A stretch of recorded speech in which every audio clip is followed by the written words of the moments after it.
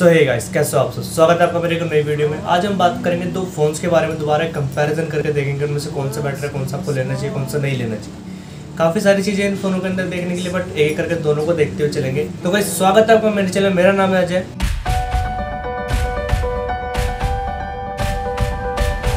So guys, हम बात करने वाले हैं आज, जैसे कि आपको थंबनेल और टाइटल से पता चल गया होगा, Redmi Note 10 Pro Max के 6128 वाला वेरिएंट एंड Poco X3 का 6128 वाला वेरिएंट। दोनों के बारे में ही बात करेंगे, अच्छे से जानेंगे, समझेंगे क्या है, कैसा मिलता है, क्यों मिलता है, कौन सा आपके लिए बेटर है। क्या आपको Redmi Note 10 Pro Max लेना चाहिए या फिर आपको लेना चाहिए Poco X3 Pro, देखेंगे दोनों वीडियो और में जानेंगे। तो गाइस, शुरू करते हैं प्राइस के साथ। आपको Redmi Note 10 Pro Max मिलता है 20,000 रुपये का 6128 वाला वेरिएंट। वहीं आपको Poco X3 Pro मिलता है 6128 वाला वेरिएंट 19,000 का, 1,000 रुपये यहाँ पे थोड़ा सस्ता पड़ जाता है आपको Poco X3 Pro। So guys, storage की बात करें तो देखो, इसमें मिलते हैं Redmi Note 10 Pro Max से मिलते हैं आपको 6128, 6GB रैम है, LPDDR4X रैम है विद 128GB स्टोरेज, जो कि आपकी UFS 2.2। यही आपको Poco X3 देता है, 6GB रैम LPDDR4X ही देता है। बट मेन चीज़ क्या है कि 19,000 के प्राइस रेंज पे आपको मिलती है 128GB स्टोरेज विद UFS 3.1, यानी कि 3.1 का सपोर्ट आपकी स्टोरेज में। तो ये वो स्टोरेज है जो आपके 90,000 के फ़ोनों में मिलता है, 50,000 के फ़ोनों में मिलता है, फ्लैगशिप फ़ोन से मिलता है। इसको 19,000 रुपये में दे रही है कंपनी, तो मेरे को लगता है काफ़ी बेटर चीज़ है, काफ़ी ज़्यादा फ़र्क पड़ता है इससे फ़ोन की स्पीड पे। रीड एंड राइट की स्पीड बहुत ज़्यादा बढ़ चुकी होती है UFS 2.2 से, तो ये चीज़ बहुत अच्छी लगी मुझे। अब बात करते हैं डिज़ाइन की। देखो, डिज़ाइन में भी अपनी अपनी चॉइसेस होती हैं। जैसे कि अगर हम Redmi Note 10 Pro Max की बात करते हैं तो उसमें क्या होता है कि उसमें ग्लास बैक मिलता है। ग्लास फ्रंट तो खैर ग्लास का ही होता है, बट हाँ, ग्लास बैक मिलता है। डिज़ाइन बहुत अच्छा है, मुझे पर्सनली बहुत पसंद आया Redmi Note 10 Pro Max का डिज़ाइन। Redmi Note 10 Pro का भी सेम ही है खैर, बट स्टिल अगर हम बात करते हैं Poco X3 Pro की, तो पोको में एक दिक्कत क्या है कि सबसे पहली बात वो पॉलीकार्बोनेट है।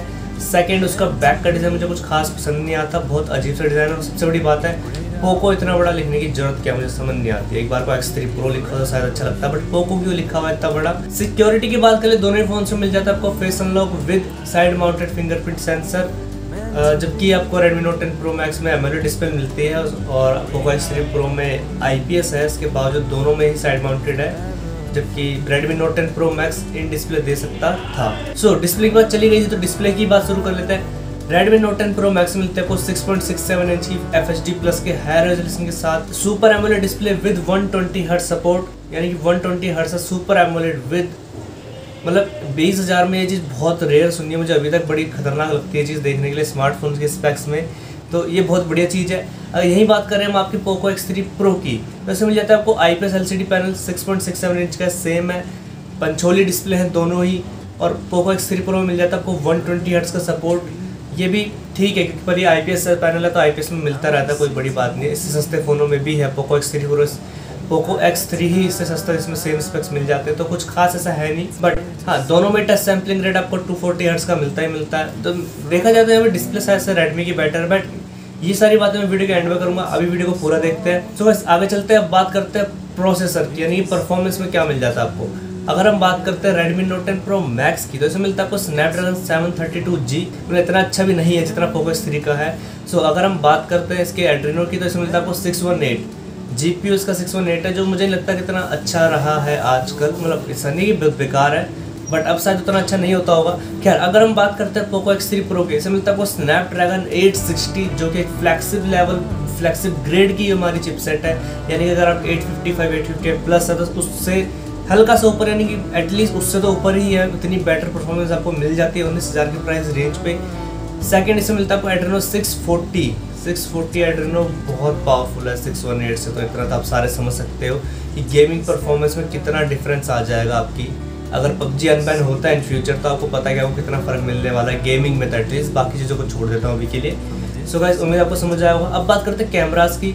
Redmi Note 10 Pro Max से मिलता है आपको 108 megapixel quad cam setup, Poco X3 Pro में मिलता है आपको 48 MP क्वाड कैम सेटअप। बात करते हैं Redmi Note 10 Pro Max की, तो इसमें मिलता है आपको 108 + 8 + 5 + 2, 108 आपका मेन सेंसर है, 8 आपका अल्ट्रा वाइड है, 5 आपका मैक्रो है, 2 आपका डेप्थ है। काफ़ी डिसेंट सेटअप है, काफ़ी अच्छा। 108 मेगापिक्सल 20,000 के प्राइस में देना काफ़ी रेयर चीज़ है, तो यहाँ पे भी ये मुझे काफ़ी अच्छी चीज़ लगी कि हाँ, इतना बड़ा सेंसर ये प्रोवाइड करा रहे हैं आपको। सेकंड चीज़ अगर हम बात करते हैं पोको X3 Pro की, तो इसमें क्या मिलता है आपको 48 MP क्वाड सेटअप है, 48 + 8 + 2 + 2, 48 आपका मेन सेंसर है, 8 आपका अल्ट्रा वाइड, 2 मैक्रो, 2 पता नहीं क्या डेप्थ वगैरह ऐसे फालतू चीज़ है। खैर मेन बात क्या है कि 108 फिर भी ठीक है, 48 थोड़ा कम लगता है सुनने में, बट फ़र्क क्या है प्रोसेसर का, कि मैं हमेशा अपनी वीडियो में तो मेगापिक्सल इतनी इंपॉर्टेंट नहीं करती, मतलब इंपॉर्टेंस उसकी भी अपनी जगह है कि हमें पिक्सल ज़्यादा मिलते हैं, डेंसिटी ज़्यादा होती है। किसी किसी का दिमाग ख़राब हो तो पूरी दीवार जितनी बड़ी फ़ोटो प्रिंट करा सकता है 108 मेगापिक्सल से बट इसके बाद भी जो प्रोसेसिंग होती है वो इंपॉर्टेंस देती ही देती है। तो ऑब्वियसली बात है 732G से तो बेटर ही प्रोसेसिंग होगी आपकी 860 की। दोनों के ISP अलग होते हैं, ये किसी और वीडियो में समझाऊंगा ISP क्या होता है, बट स्टिल बहुत अलग चीज़ है, ये काफ़ी ज़्यादा फ़र्क पड़ता है इस चीज़ से। तो 48 को आप कम मत समझना, काफ़ी हद तक 108 जैसी फ़ोटो निकालेगा। कहने मतलब कि क्लैरिटी दोनों में अच्छी आएगी, लुक्स दोनों के अच्छे आएंगे, कलर्स दोनों की अच्छी आएगी। ये मत सोचना कि हाँ उतना बड़ा साइज आ जाएगा, ऑब्वियसली 108 मेगापिक्सल उसमें ज़्यादा पिक्सल्स होंगे, बड़ी ही प्रिंट होने वाली है, बट स्टिल डिटेल्स दोनों में काफ़ी अच्छी आने वाली है कैमरास के मामले में। मेगापिक्सल की वजह से ये मत सोचना कि ये फ़ोन अच्छा है या फिर ये बेकार है। सेल्फी की बात कर ले तो Redmi Note 10 Pro Max से मिलती है आपको 16 मेगापिक्सल की सेल्फी और पोको X3 Pro मिलती है आपको 20 मेगापिक्सल की सेल्फी। अब सेल्फी में ऐसा है कि मेगापिक्सल ज़्यादा हो या कम हो या फिर जो मर्जी हो, तरह खास फर्क नहीं पड़ता। दोनों ही सेल्फीज़ काफ़ी हद तक एक जैसी आने वाली है, एक जैसी क्वालिटी मिलने वाली है आपको सेल्फीज़ के अंदर, तो इतना मुझे नहीं लगता कि फ़र्क पड़ेगा इस चीज़ को लेके।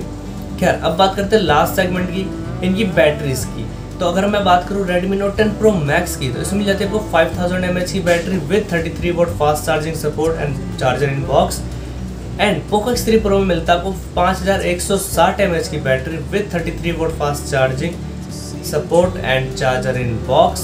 ये तो पता नहीं आजकल मजाक से बना दिया, बोलना पड़ता है हर वीडियो में, और कंपनी से पागल हो चुकी है इसको बोल के। तो खैर वो बात की बात है, बट देखा जाए तो दोनों में सिमिलर चीज़ मिलती है। 160 mAh जो है वो यहाँ पे भी शायद से होगा ही, तो इतना फ़र्क नहीं पड़ने वाला, इस चीज़ को मत देखें ध्यान। अच्छा दोनों में ही MIUI मिलता है, हाँ पोको वाला पोको UI के साथ देगा, Android 11 दोनों में रहता है, और ठीक है सारी चीज़ें। बाकी एक्स्ट्रा फीचर्स दोनों में लाइक डुअल स्पीकर हो गए, साइड माउंटेड फिंगरप्रिंट सेंसर दोनों में ही है। ऐसी काफ़ी सारी चीज़ें जो दोनों के अंदर मिल जाती हैं एक्स्ट्रा, लाइक आयर ब्लास्टर जो MI का अपना है ही कि ये देना ही देना उनको हर फ़ोन में, ऐसी काफ़ी सारी चीज़ें जो मिल जाती हैं, तो उनको लेके तो इतनी बहस नहीं चलनी चाहिए मेरे ख्याल से। अब वर्डिक्ट पे आता है कि आपको कौन सा फ़ोन लेना है। तो देखो अगर आपको एमोलेड डिस्प्ले चाहिए तो ऑब्वियस सी बात है रेडमी, गेमिंग चाहिए तो पोको, कैमरा चाहिए तो मेरे हिसाब से रेडमी के पास जाऊंगा मैं मेरे हिसाब से, क्योंकि इसमें मेगापिक्सल ज़्यादा है, प्लस 732GB कोई बेकार प्रोसेसर नहीं है, उसकी प्रोसेसिंग भी अच्छी है, और दोनों कंपनी के ओनर एक ही, तो जो प्रोसेसिंग एल्गोरिदम होगा वो सेम ही होने वाला है, तो मुझे लगता है इतना ज़्यादा डिफरेंस पड़ने वाला है प्रोसेसर से। इसके बाद अगर बात करते हैं बैटरी की, तो दोनों में सेम बैटरी, इसको लेकर तो बहस कर ही नहीं सकता मैं। खैर उम्मीद है गाइस आपको वीडियो समझ आएगी, आपको समझ आएगी कौन सा फ़ोन आपके लिए बेटर है, कौन सा आपको लेना है। सो गाइस उम्मीद है आपको वीडियो समझ आएगी। वीडियो समझ आई है तो वीडियो को लाइक करो, शेयर करो, कमेंट करो, सब्सक्राइब करना मत भूलना, घंटी को जोर से बजाना, जितनी जोर से हो सके उतनी जोर से बजाना। मैं मिलता हूँ नेक्स्ट वीडियो में, टिल देन बाय।